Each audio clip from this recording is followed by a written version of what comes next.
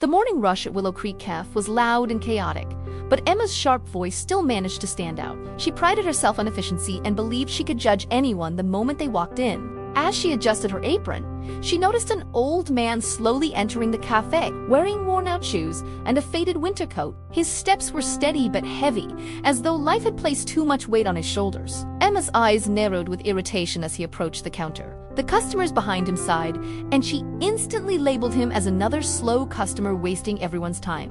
"Can I help you or not?" she snapped, tapping her fingers impatiently. The old man gently smiled, unbothered by her tone, and softly asked for the cheapest cup of coffee they had. Emma rolled her eyes dramatically, making sure the other customers noticed. She hated serving people who looked like they couldn't afford anything else. When she handed him the coffee, she pushed the cup a little too hard, causing it to spill slightly onto the counter. The old man apologized as if it were his fault and quietly took a seat in the corner. As the morning went on, Emma kept glancing at him with annoyance. He sat alone, holding the cup carefully, as if it were something precious. A group of Emma's co-workers whispered nearby, laughing at the old man's worn-out clothes. Emma joined in, feeling confident and superior, as she cracked jokes at his expense. Meanwhile, the cafe's manager, Olivia, observed everything from a distance. She noticed Emma's behavior and frowned with concern. An hour later, the old man slowly made his way back to the counter. This time, he asked Emma if she had a pen he could borrow. She handed it over reluctantly,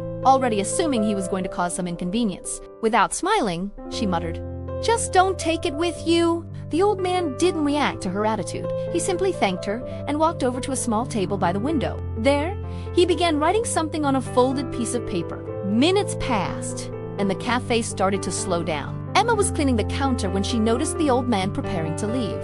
He carefully placed a small envelope on the counter near the register. Then, with a warm but tired smile, he thanked Emma for the coffee and stepped outside into the cold air. Emma rolled her eyes once again, assuming it was probably a complaint letter. She didn't bother opening it right away, deciding it wasn't worth her time. Later, when her shift slowed even more, Olivia approached her and placed the envelope in her hand. "You should read this," Olivia said gently. Emma sighed and opened it lazily, expecting criticism or, at best, empty praise. But as soon as she began reading, her expression changed completely. Inside was a handwritten note from the old man, thanking Emma for serving him even when she seemed busy. He wrote that he had recently lost his wife and was simply trying to feel normal again by visiting their favorite cafe. He mentioned how he used to come there with his wife every Saturday morning for 20 years. The faded coat he wore had belonged to her during their early years together. The letter explained that he was planning to donate a significant community fund in his wife's memory, and he wanted to thank the cafe in person because they once showed kindness to him and his wife during tough times. At the bottom of the letter, something made Emma's breath ease. He wrote that he was actually the founder of 3 local community centers and a retired philanthropist. He explained that he dressed simply to avoid attracting attention or special treatment. He had always believed that kindness meant more when given freely, not because of appearance or wealth. Emma felt her knees weaken as she reread the lines. Her stomach twisted with guilt as she remembered her rude tone and mocking laughter. Olivia gently placed a hand on Emma's shoulder, sensing her shock. "We never really know who someone is," she said quietly. Emma stepped outside, hoping to find the old man and apologize, but he was already gone. Walking slowly down the street with the same quiet dignity he carried when he arrived, snow began to fall gently as Emma stood there, realizing how wrong she had been. For the first time in a long while, she felt genuinely ashamed of her behavior. She returned inside and looked around the cafe with new eyes. Every customer now felt like a human being, someone with a story she knew nothing about.